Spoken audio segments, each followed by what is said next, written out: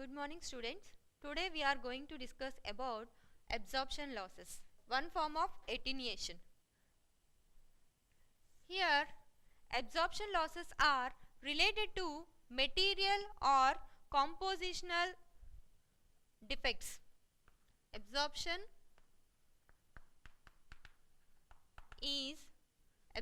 mainly occurs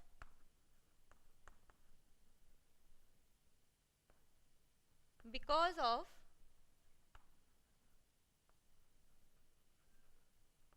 material composition defects or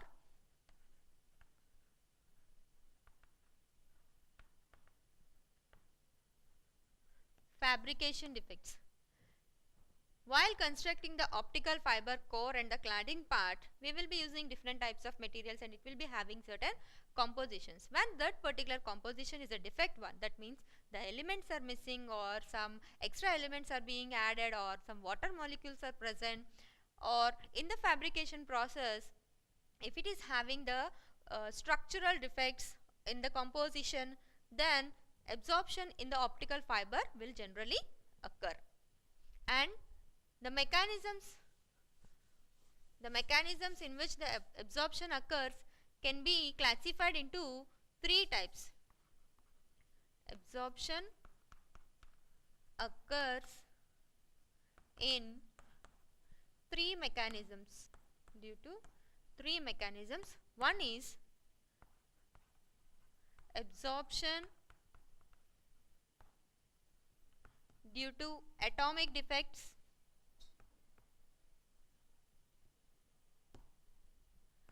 Second one is extrinsic absorption.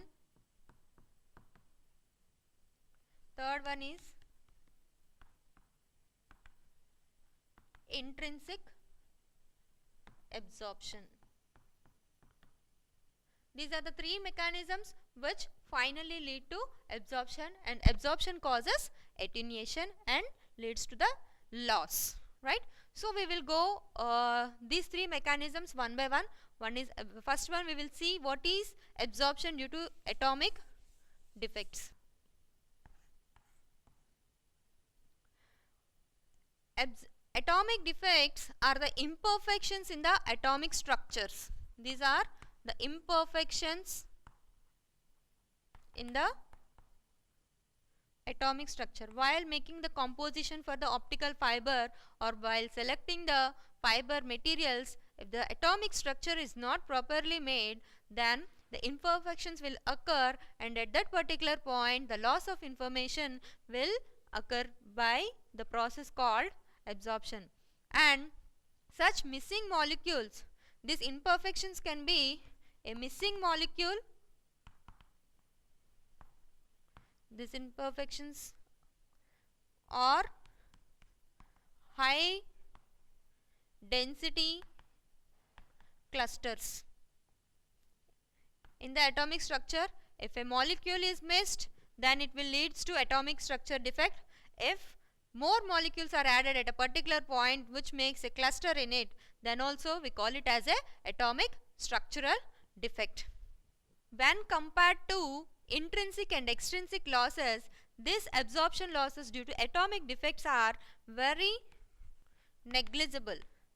Whereas if we are operating our optical fiber in a high radiation environment, that means reactors, that means in reactors or space or medical applications where for cancer treatments we will be giving radiation therapies, right? In such in any of these high radiation effect environments, if you are using our optical fiber which is having certain atomic defects, then the amount of attenuation cannot be a negligible one. Here I have already told you it is very negligible when compared to intrinsic and extrinsic, right? Whereas this statement will be invalid if the environment is being changed. And the amount of attenuation will always in an increasing fashion by increasing the amount of radiation. Attenuation will be linearly increasing, linearly or exponentially it can be. As we increase the radiation, the amount of attenuation in such environments will also increase. It's no more a negligible thing. The second reason for absorption is extrinsic absorption. Extrinsic absorption is also called as impurity absorption. Extrinsic absorption is also called as impurity absorption, and it is mainly due to OH minus ions. OH minus ions that are undissolved in the glass what we are preparing, or any type of metal, undissolved metal ions will also come under this impurity absorption. As you see, some glass materials will be having small bubbles in the glass structures, right? Those small bubbles are caused due to this water molecules, right? So if optical fiber, which is a very thin one, is having such water molecules inside it, when the light goes inside, if it encounters a water molecule, immediately what happens, the light will get dispersed, right? So if a light is falling on a water molecule, what happens, the light gets disturbed or dispersed, right? So that should not happen in an optical fiber. It should always go in a same path. The mode should not be changed. This water ions, what they will be doing, it will be changing the path of the light that is being traveling, or it may vary the refractive index of the fiber even, which will leads to the attenuation or the loss of information even. And the metal ions will also do the same thing. And to remove these water ions, vapor phase methods are generally used for the removing of this OH minus ions in the optical fibers. Vapor phase method is a some equipmental construction where the fiber will be treated with vapors in order to evaporate or get these OH minus and metal ions to get dissolved.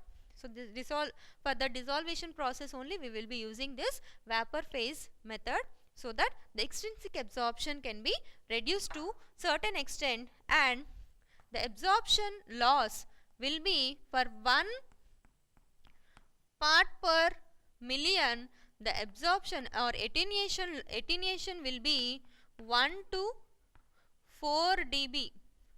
1 to 4 dB per kilometer. See how much high amount of loss it is incurring with a single OH minus. If 1 part per million of OH minus are getting undissolved in an optical fiber construction, it may lead to up to 1 to 4 dB loss per kilometer. 1 dB loss is a vast one, very large attenuation it is. In real time applications, if you are using such optical fiber which is having up to 4 dB of loss, it is mere waste of uses, right? Next, intrinsic absorption.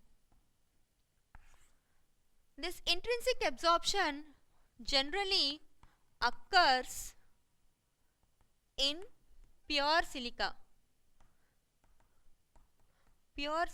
or pure glass or pure material, pure glass material. It does not relate, this intrinsic absorption occurs only when the material what we are using for the optical fiber preparation is in its pure state. Then only this type of intrinsic absorption will be occurring, and it is due to the density variations.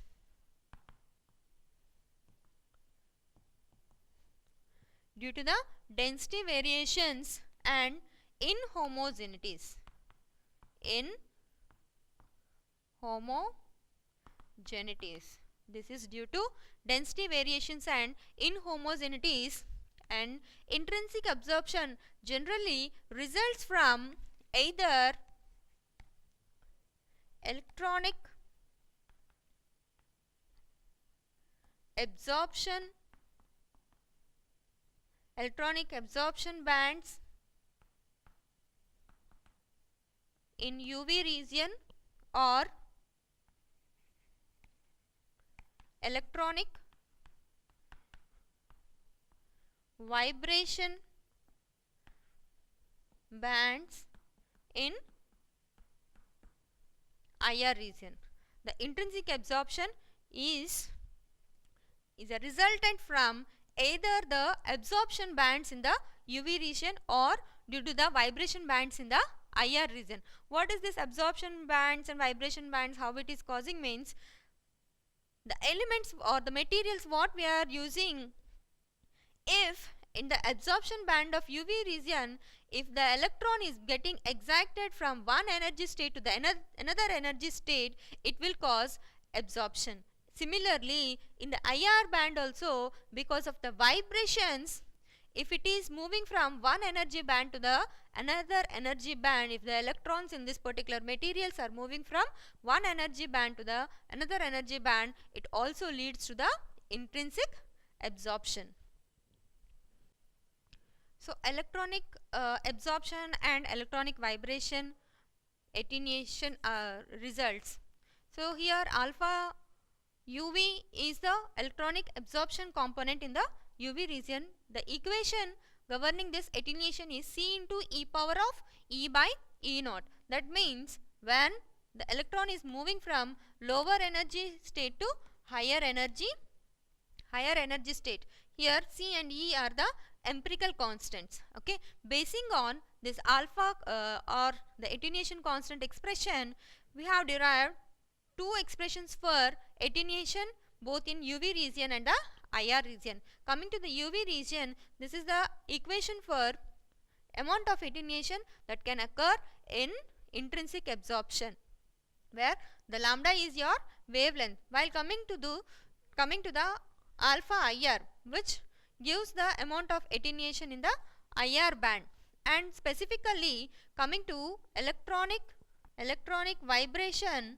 generally OH minus ions in the materials are the predominantly main reason for this in this type of intrinsic absorption, and in this band particularly there will be large number of bands and it is having more stability. Stable in the sense the absorption is quite stable.